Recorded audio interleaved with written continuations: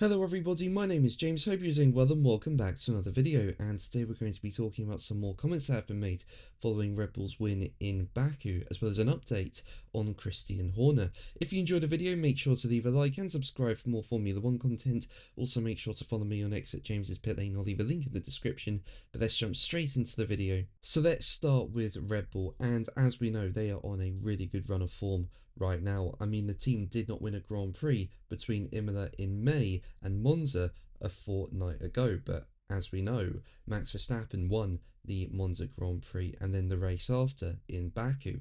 Well, he won that as well. So yeah, since the summer break, Red Bull have definitely been back on the pace, and Verstappen's consecutive wins are the first time that's happened since June of last year, and it brings him to within 44 points of Lando Norris for second in the Drivers' Championship and 69 points of leader Oscar Piastri. So yeah, really improved form from Red Bull, especially when you consider that in the first half of the season there were just multiple races where they were struggling for pace and could do absolutely nothing about McLaren. But Norris says that Red Bull's decline had been overestimated, with him saying, as quoted by the race, "It's not often that they're slow, so people need to stop being so surprised that they're quick. Max was winning races already at the beginning of the year.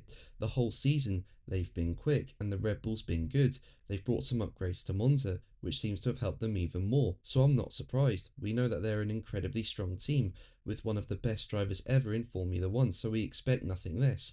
They're going to make our life difficult, I think, for the rest of the season." Now, as we know, since the summer break, McLaren have only won one Grand Prix, that being the Dutch Grand Prix in Monza. They just did not have the pace of Red Bull, and it was the same in Baku. But Baku was a complete mess of a Grand Prix. You know, in the race, they only started P7 and P9. Piastri crashed on that one, and Norris could only finish in P7.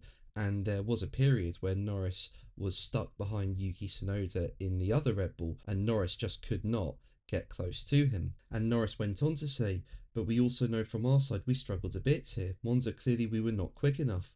We've made some improvements, but things where the Red Bull has been so good and dominant in the past, they still haven't, we don't. Today when I was following the Red Bull, there were clearly some areas where they were at another level to us. We need to understand why." But let's move on to Christian Horner, with there being an update on him. Now, as we know, Horner was sacked as the team principal and chief executive of Red Bull Racing following the British Grand Prix. And now it's been announced today that Horner has now officially parted with Red Bull, and while no details have been revealed about the terms of the settlement agreed, the race say that sources have suggested it could be worth as much as $100 million over the next 5 years. The race go on to say this will be in lieu of potential income he would have had, both from wages and bonuses, in the future, as his previous contracts ran until 2030. This included senior roles at the Red Bull F1 team, Red Bull Advanced Technology, and Red Bull Powertrains. One of the key elements of the deal, however, is believed to be an agreement that Horner will be allowed to return to working in F1 as soon as next season. Now, as I've said before, it would not surprise me to see Horner back in the Formula 1 paddock at some point. And the race says it's learned that while Horner will not be permitted to start work at a rival team immediately, the door is open for him to commence employment at some stage over the first half of 2026. So yeah, it will be interesting to see what happens. I personally could imagine Horner ending up at a team like Alpine, but we'll see what happens. But in his own statement today, after officially parting ways with Red Bull, Horner said, "Leading Red Bull Racing has been an honour and a privilege. When we started in 2005, none of us could have imagined the journey ahead.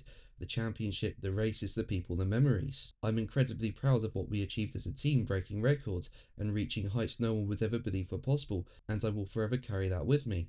But that's going to be the video from me today. Thank you ever so much for watching. Make sure to like and subscribe for more videos, and until the next one, take care.